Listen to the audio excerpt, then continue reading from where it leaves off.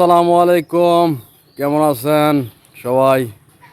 তো এখন আমার সাথে আছে মামা। মামা নতুন ব্যবসা শুরু করছে, হলুদের ব্যবসা। মামা জি মামা, কেমন আছেন? আলহামদুলিল্লাহ মামা।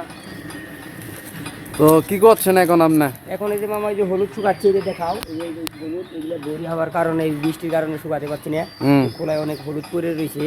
তো দেখাও বিহারদেরকে দেখাও যে হলুদ অনেক বৃষ্টি হচ্ছে আমাদের এলাকায়। হুম হুম হুম। এই যে হলুদগুলা যে মানে বিচার রয়েছে এগুলা দেখাও তুমি, এগুলো দেখাও, ঠিকটা দেখাও, এদিকে দেখাও। হলুদ মামা আগের বিচ্ছে এগুলো কি সিদ্ধ করছেন আপনি? হ্যাঁ, সিদ্ধ করছি।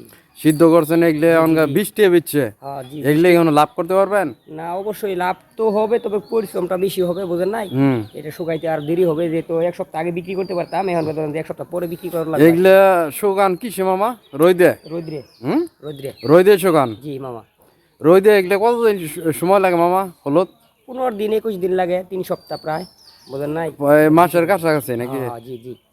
মামা হলুদের ব্যবসা শুরু করছে।